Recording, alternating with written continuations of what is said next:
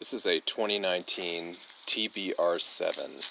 It is a Chinese dual sport, and I bought this for $1299.95, so $1,300, and it arrived in a week in a box, and you put on the front tire and the handlebars.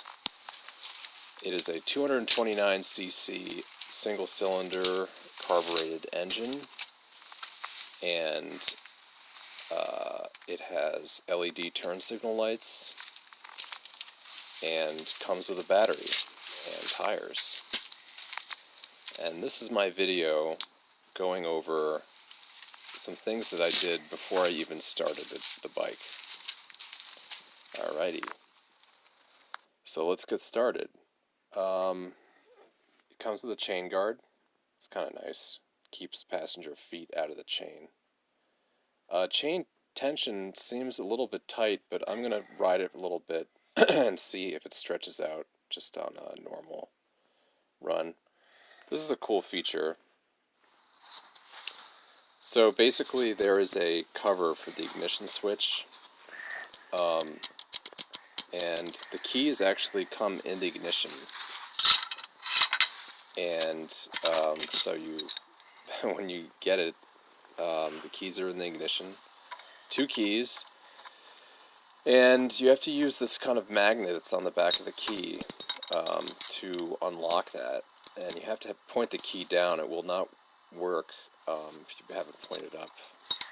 But that is the only way to unlock that cover. I thought that was a cool little feature. And moving on,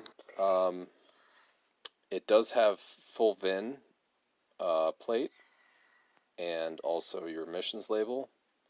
So the difference between this and like some of the other bikes is that it's, pretty much a real deal. You have a real company that has a real presence in the U.S., Tao Motors. It is carbureted. This is kind of a weird carb. But I guess it will do the trick. I'm sure you could get a better Makuni. But please note that the fuel line is not connected. I think they did that on purpose to allow the tank to drain. If it ever got any water in it or moisture, it wouldn't drain into the carburetor. That's kind of smart. This is cool. This is like a little... there's a little toolbox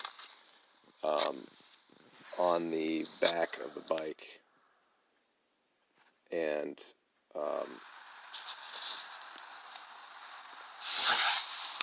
you can put these little tools together in that little bag, and they go in that little cubby there. That was pretty snazzy.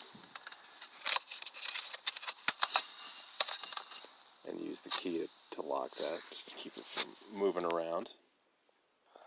While you're driving, right?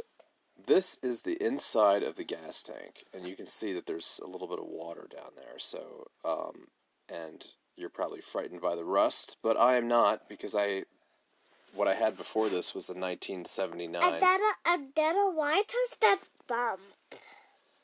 Well, that is rust. And that's just the inside of the gas tank. And so, like I said, I had a 1979 Honda 400. So when I see a little bit of surface rust like that on a tank, I'm not too worried. But what I did do is I did take the gas tank off, and I sloshed some gas around in there, took the valve, the petcock valve, off the tank, and kind of rinsed some gas through it and dumped it into an old can. But yeah, you might want to do that just to like get rid of like any junk that's sitting in the bottom of the tank. This is one thing I noticed right off the bat when I started pulling some panels off. This is all the stuff that I've done on the bike before I even started it, and I actually have not started it yet because I ran out of time. But you'll see the exhaust pipe here is contacting the frame, and that worried me because it's going to rub and it's probably going to blow a hole right through the exhaust or through the muffler. So, and then, this was cute. I pulled these screws off that hold the plastic panels on. This one was totally cross-threaded. But all the others were fine, more or less. So, that was really the only bad thing on the whole bike that I found. Okay, first that. Push this. Let's see what this video is about. Okay, so I've got both screws undone. And I'm just going to pull down, pull back. I don't know if I can do it with one hand, but you can't lift it up. So, that's how you do it. Just slide the whole thing back. Just see if I can do it with one hand. Yeah, see, that's how you do it. Comes up. So there's a tongue here. Hooks on there. Don't break that tab off. That would be bad. And these guys up front. So that was how to remove the seat. Kind of threw me for a loop. I didn't really know what I was looking at first, but there are two of those. Dada, What? it's getting late. It's getting late. Okay, well we're almost done here. So you take the two screws off the side of the seat, and then pull it back. Pull it back. Here's a shot of me starting to tear apart the bike. Again, I have not even started it yet, but now I have the exhaust completely out. And what I am doing is grinding down that contact point. And I threw some paint on there. And this is kind of cute. This washer was not notched like that. I did that notching so that it would sit flat.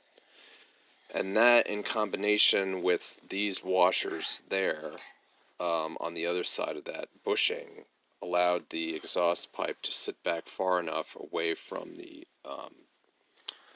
frame. And I did loosen up the manifold to get it to align, or to allow me to pull the exhaust pipe out. You can loosen the clamp that's there. Yeah. Moving around. So here's some shots when I was done. Note there's clearance there, and of course clearance here.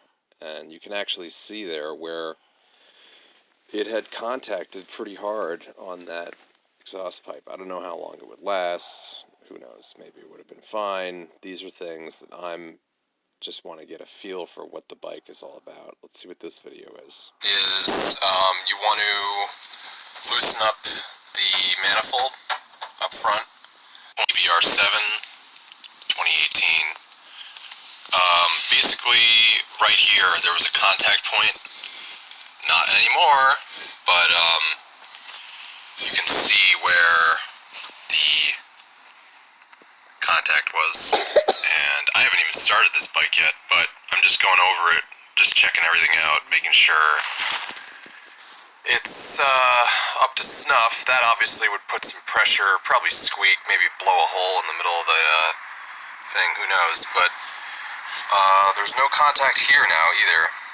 I'm not sure there actually was before, but now it's aligned. So the way to do it is you want to loosen up the manifold up front, and obviously the clamp that's here can be loosened, and then this and this bolt back here. So the other thing that I did too was take a look at this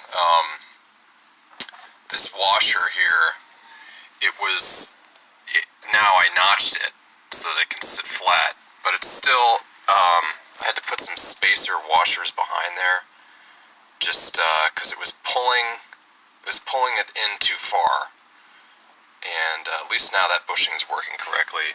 The bushing back here obviously is just not seated right. On the other side, it's metal on metal contact, which, you know, is kind of unfortunate, but at least we don't have contact where it would be bad. So what I did is I removed the exhaust, ground that down.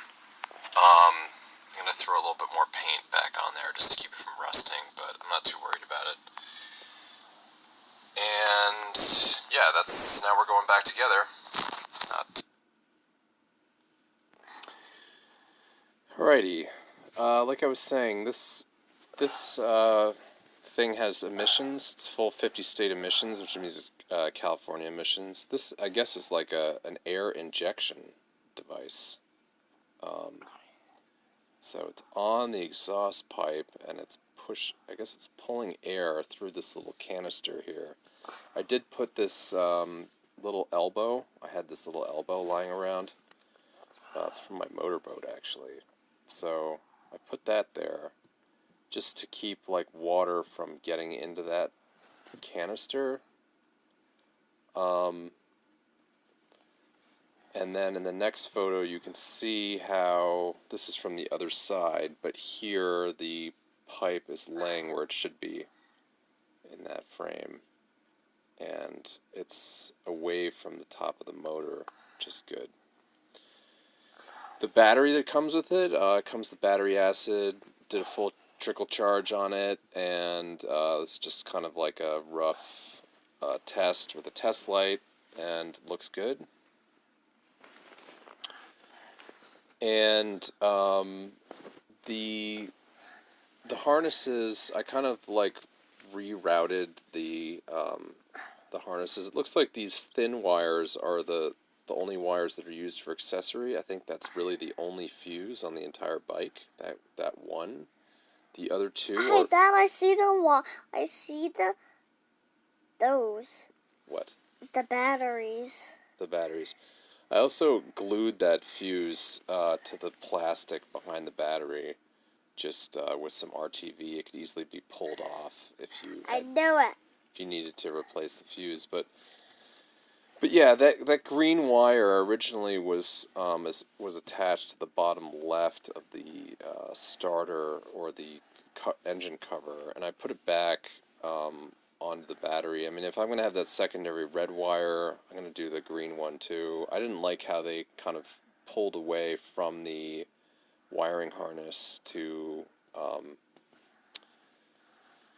have that reach. It didn't seem like it was very reliable, so I'd rather just have it directly connected to the battery. Not for... Alright, let's see what else we got here. We are playing with the harnesses that are in the front. And it seems like... Is that nighttime? Or day? These, is that this like rubber bag that kind of covers the connectors here. This is for the headlight, but this guy, the best place for it is to rub against the frame. So this side of it here is hitting the frame. Oh. And when it's closed the other way. So basically I'm just trying to keep it high because this is the lock and it goes here. So this was getting squished and these were getting squished in here. So just trying to keep it high. It's too bad I don't have black. That is good. That's what we got. It's really the only way to do it. We'll just keep an eye on it. It's really easy to take off the headlight. Basically just unbolting these here, and then it leans into these tabs, just kind of pulls out, but working on it. So yeah, so that's just an idea of what I was doing with the harnesses. You know, I'm just basically doing a full quality control on this thing before I get into it and change the oil and start it up. So yeah, so I put this is just like I just cut a piece of tube and just put it on the edge of the gas tank, keep it from rubbing on the harness. You can see that like the harnesses are now routed higher, and I zip tied the clutch cable there above the lock. and did it also to the other side. So that is my sort of rundown. Everything I did before I even started the bike. Going to put some gas in it. I've got some synthetic 4T oil. And I will start it up, and I will post another video of the first starts. Thanks for watching.